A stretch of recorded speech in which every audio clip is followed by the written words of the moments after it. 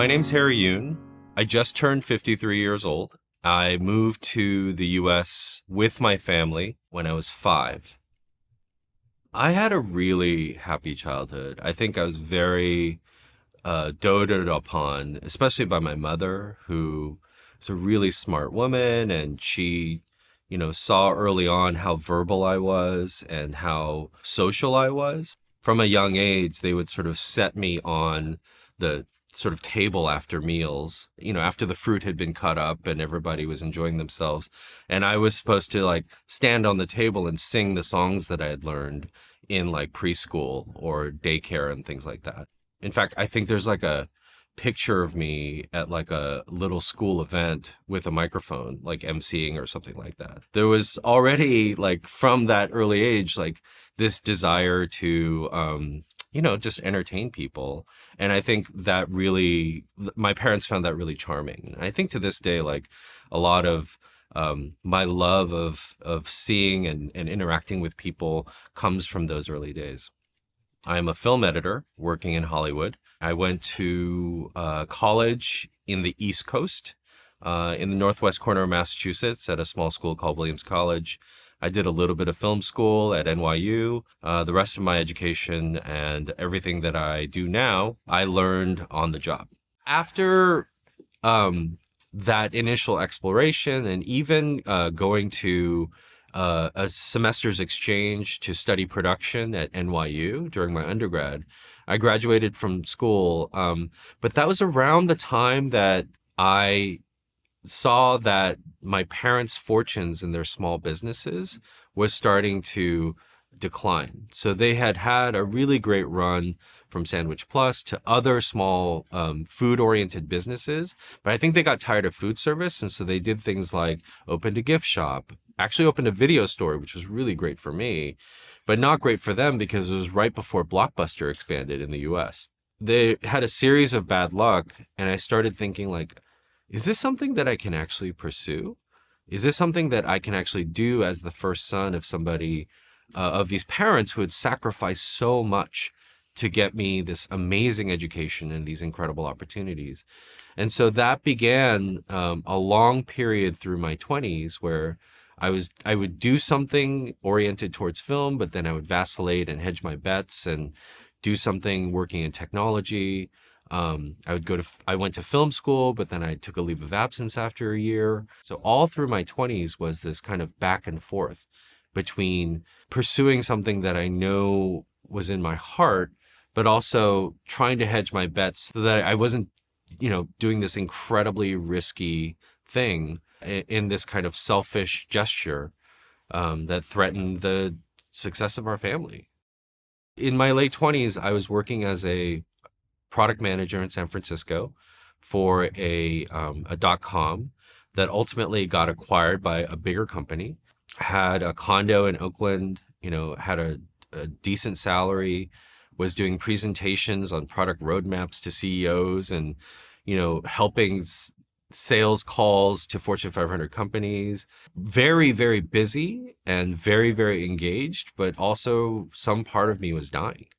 I felt like, okay, like I can do this, but I thought this was going to be a way to hedge my bets. I thought this was going to be a way to maybe make a nest egg so I didn't feel so guilty. Around that time was when 9/11 happened. The events of that time, I think, just woke all of us up to say, like, look, life is short. There's so many things in life that you can't control. And here I was trying to do my best to control every aspect of my life to assuage my guilt. But at the same time, the clock seemed to be running out. And so I had a conversation with a therapist at the time to be like, can I do this? And she said, of course you can. And the way that she encouraged me was to ask me, how am I creative? I said that the way that I'm most creative is when someone tells me what their idea is, I come up with all these ways to make their idea more clear or better or more interesting.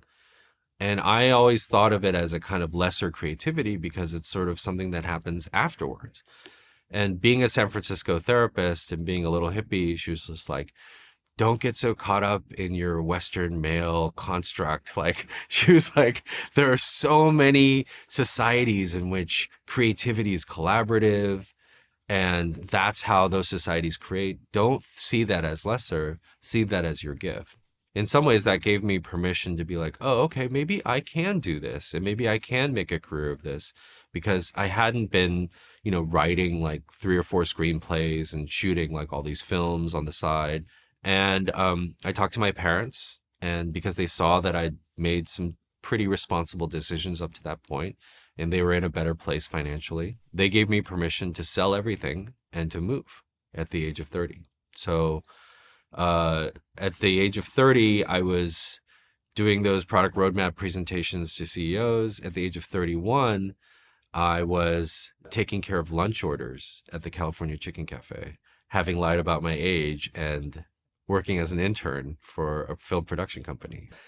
It was quite a contrast, but at the same time, I was so happy because I felt like I was pursuing this dream. I was taking the first steps to maybe one day becoming an editor. There was such an adjustment period for me to let go of this sense of stature and responsibility and agency that I had as a product manager and as somebody who was a leader, starting at the bottom, that I actually got fired from my first job as a PA. Deservedly. I was so lucky to get a PA job on at the time a Miramax film directed by a director that I admired tremendously. Like, I had seen all of his films. I was so excited to work with him. So after a friends and family screening of this movie once, I thought I would impress him by sharing with him the ideas that I had to make the movie better. But like, remember, I'm a PA, okay? Like, my job is to get lunch. My job is to do Costco runs. My job is not to be giving notes. But coming from the tech industry, in which like it's a very flat hierarchy and great ideas can come from anywhere, I just didn't get it yet. And so the poor guy, after everybody leaves, he's finally relaxed. He's breathing a sigh of relief. Like, and I walk up to him and I say, I've got some ideas. And I like take out my notebook and I start going down the ideas. And like, third idea, he was just like, I'm gonna go out and have a cigar. And like, I didn't like think that that was a clue to stop talking. At the time, I was a smoker too. I was just like, oh, great, I'll go out and have a cigarette with you. And like, I pursued him outside and continued to torture him with my notes. And the next day, oh my gosh, I so deserve this. Like, his assistant took me aside and she said, Harry, we love you, but you have to understand what your role is on this movie. And unfortunately, we have to let you go. It was devastating for me because I was just like, here I've sold everything. I've finally made it onto like a real movie as a PA, and I got fired from my first job. Like, my life is over. But it was the best thing for me because like I never forgot that lesson of like, understand where you are. That Korean word nunchi, like, have some nunchi about your career, about the role that you're supposed to play. And I tell that story to every PA I hire. I'm not telling you this to know your place. I'm telling you this so that you know the lesson that I had to learn the hard way, which is always understand how you can best contribute. What is your role, and understanding that you're talented. Everybody's a great filmmaker, but what is your role, and what role are you supposed to play on this particular show? So for me, the greatest gift that I've had in recent memory, in terms of validating the choices that I've made to work in this industry, to work as an editor, has been to work on films like Minari. Even though my passion for storytelling and thinking that I could do this for work began with Asian American literature, I never thought that possibility of telling not just Asian American stories, but Korean American stories, I never thought that would ever be something that was possible for a mainstream audience. I always thought, like, we'll always have Asian American film festivals. We'll always have, in a smaller, incredibly valuable way, we'll tell each other these stories.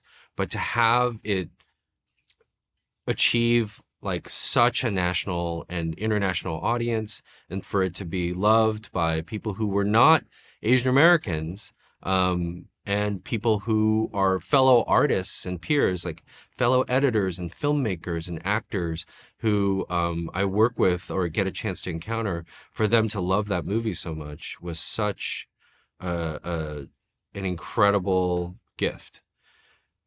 But also to work alongside incredible artists like Lee Isaac Chung and Christina Oh, our producer, and to work alongside other Korean American department heads like our production designer, our costume designer, our casting director.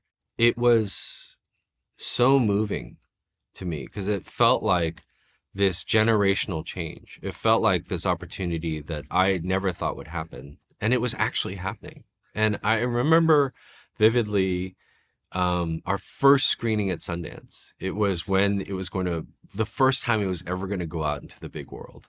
And it was at the Library Theater. Isaac's father and Stephen Yun's father were sitting behind us. And there were certain moments when I could hear them getting choked up. And to know that Stephen's performance had moved his father to that degree, that Isaac's craft had moved his father to that degree, it was like this gift that they were experiencing of seeing their stories being told, of knowing that their sons understood something essential about their experience and could not only understand it, but can then convey it to a wider audience. It's something I'll never forget because it felt like this culmination of everything that we've been trying to do as filmmakers.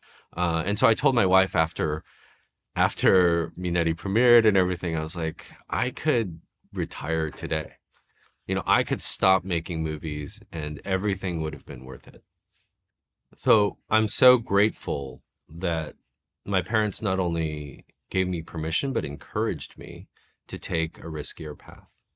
And I once asked my dad, you know, years after moving to LA and finally establishing myself, I said, like, why did you let me do this? Like, you sacrificed so much to get me this great education. And here I was risking it all by pursuing a more artistic career. And he said, you know, when he was young, he was too poor to have the kinds of choices that he would have wanted. Like, he so desperately wanted to study this or to attend this type of school or this type of program, but he didn't have that choice. And so for him, even more important than financial stability was the freedom to choose. And he saw that I was making a clear-eyed choice, that it wasn't spontaneous or ill-considered. And I think at that point, he saw that I wasn't making an irresponsible choice.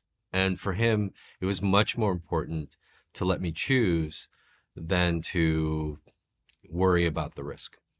I think the way that I'd like to be remembered and the thing that I would encourage people to really take seriously is the power of story. The more I explore my faith, the more that I explore the work that I do, the more that I think about the life that I've lived, I think about how everything has meaning because of story, because it's a part of some narrative that I'm invested in. I think I would encourage everybody to look at the stories that have power over you. Look at the stories that you're investing in, because I think those are the things that define our identity and our future. My name is Harry Yoon, and this is my Korean American story.